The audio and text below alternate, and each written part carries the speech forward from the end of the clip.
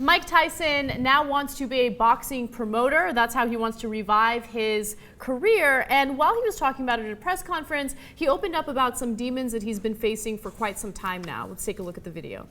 I haven't took drugs in 6 days. And for me, that's a miracle. I've been lying to everybody else and think I was sober, but I'm not. This is my 6th day. I'm never going to use again.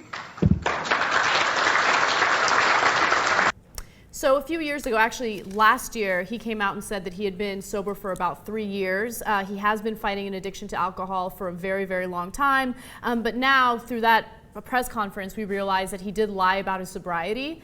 You know, he has dealt with so many difficult situations in his life. A few years ago, his 4-year-old died as a result of a treadmill cord wrapped around her neck. And of course, that was devastating to him and his wife. And, you know, I can't even imagine going through something like that. So it was hard to believe that he could remain sober after something like that, because a lot of people do turn to drugs and alcohol to cope with situations like that.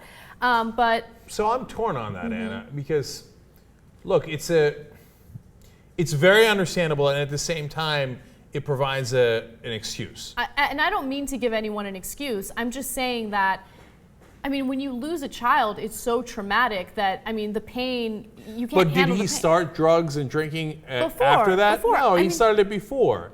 So, and at the same time, I can't begin to imagine his pain. So it's easy for me to sit back and judge, right? Look, I appreciate that he came out in this case and said the reality, and it's really hard for someone who's addicted to do that. And look, he's been clean for 6 days at the moment that he said that. Is he gonna last? You don't know, right? Because it's a constant battle.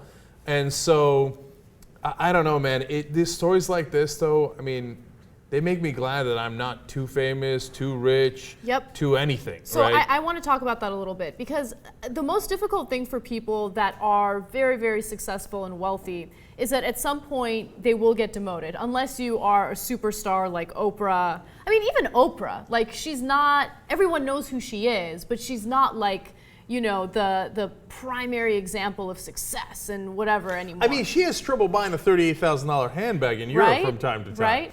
Okay. But you see what I'm saying. No, I do. I mean, she started her point, own cable station, and it didn't, so far it hasn't gotten the ratings of network, which is actually not that surprising at all. But people are all over her for it, because when you're on top, people love to drag you down. They do, exactly. So I can imagine how difficult that is to deal with being demoted, to be kind of like a laughingstock, because people do laugh at Tyson a lot. You know, they like to make fun of him. You know, that there was that whole Holyfield incident where he bit the guy's ear off. Well, that was unfortunate. It was definitely unfortunate.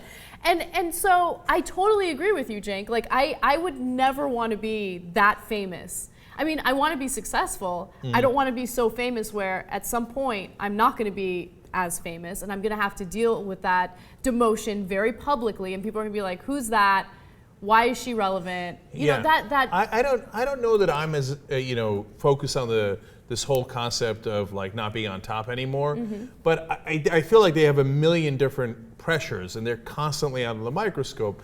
And Mike Tyson, in a lot of ways, is, you know, if you don't know his whole story, I saw a documentary on him, Tyson, where he worked super hard. He studied every major fight when he was younger, right? To understand every move. He worked his ass off to get to where he was. So there's a lot that I respect about him. On the other hand, sometimes when you see interviews, I don't know if he's like crazy high or something, but he doesn't make a lot of sense. Well, because so, like, he's drunk. Right, and it's hard for a guy who sometimes doesn't make much sense to deal with a ton of pressure on you. And then when you don't handle it right, and then you get another ton of pressure, and then something like, you know, your daughter's, his daughter dying, that situation you explained, Anna, that happens on top. So there's a lot of sympathy I have for Mike Tyson.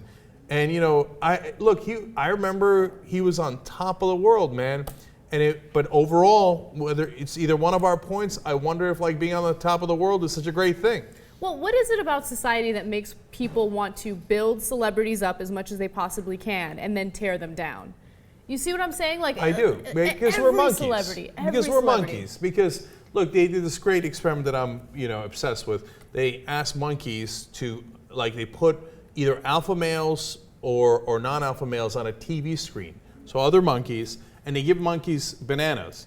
And if they see an alpha male, they give him the banana. They offer the TV a banana, okay? Yeah. If it's not an alpha male, just piss off, man, I'm eating the banana, okay? So there's something in us as close to chimpanzees as we are, that's in us. We want, oh, celebrity, oh my God, oh, here, my banana, take my banana, right? Mm-hmm. But at the same time, we're a little jealous, right? And so we're like, we want others to give us their bananas. Yeah, of course. Yeah. And so after giving the banana to the guy all this time, you're like, God damn it, it'd be great if he fell off that tree. Yes, yes, there he goes. Man. Let me go scoop up some bananas. That's amazing. Okay.